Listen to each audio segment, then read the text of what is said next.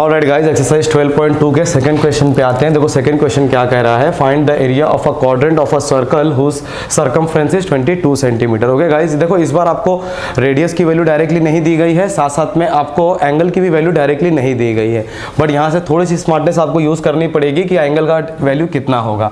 Okay so guys देखो बोल रहा है एरिया ऑफ अ क्वाड्रेंट। एक क्वाड्रेंट क्या होता है, एक पूरे सर्कल में ना, एक पूरा सर्कल अगर बनाया जाएगा ना गाइस, देखो अगर ये पूरा सर्कल है तो एक क्वाड्रेंट यानी उसका 1/4 हिस्सा।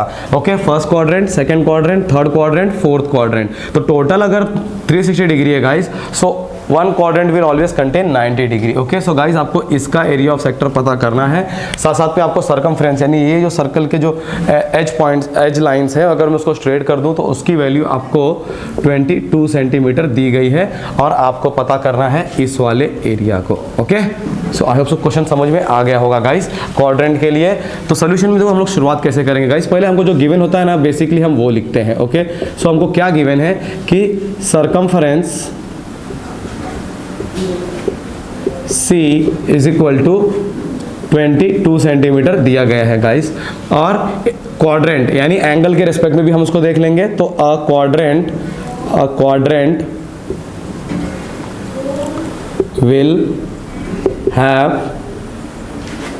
will have a 90 degree as angle. Okay उसका जो एंगल होगा 90 डिग्री होगा कभी भी एक क्वाड्रेंट का। तो थीटा कितना आया है हमारे पास, 90 डिग्री है। सब वैल्यूज देखो अभी हमें काम आएंगी। सो गाइस सबसे पहले अगर हमें एरिया ऑफ क्वाड्रेंट निकालना है या एरिया ऑफ सेक्टर निकालना है एक्चुअली, सो हमें रेडियस का वैल्यू पता होना चाहिए। सो हम उस सरकमफ्रेंस की मदद से सबसे पहले रेडियस की वैल्यू पता कर लेंगे।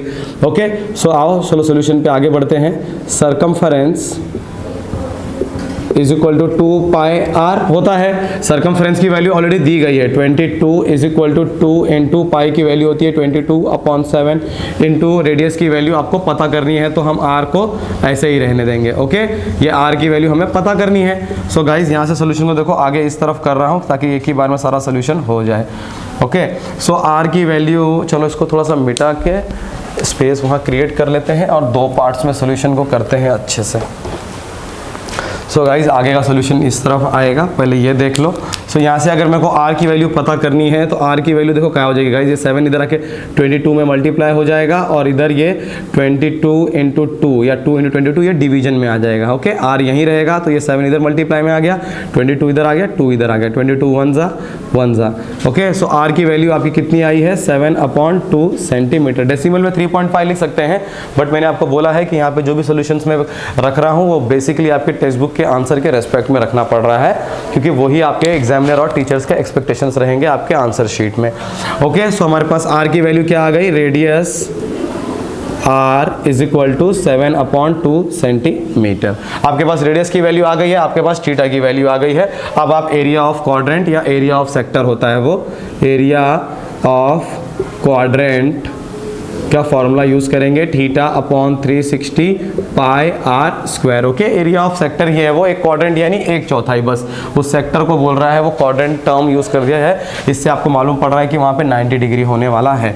चलो आओ इसमें वैल्यूज रखते हैं। तो थीटा की वैल्यू आपकी है 90 degree upon 360 into 22/7 into radius की वैल्यू है 7/2 इंटू 7/2 क्योंकि रेडियस का स्क्वायर है। ओके एकदम आसानी से करते हुए आ रहा हूँ हर क्वेश्चन को, 0 से 0 आपका कैंसिल हो जाएगा, 9 1 जा 9 4 जा, 7 1 जा 7 1 जा। ओके गाइस देखो 2 1 जा 11 जा, क्या बच रहा है फाइनली 11 7 जा 77, यानी एरिया ऑफ क्वाड्रेंट क्या हो जाएगा आपका 11 7 जा 77 अपॉन 4 2 जा 8 सेंटीमीटर स्क्वायर।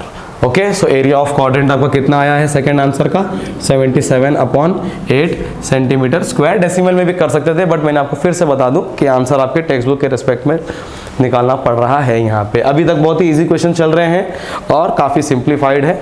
नेक्स्ट क्वेश्चन में मिलते हैं। Thank you.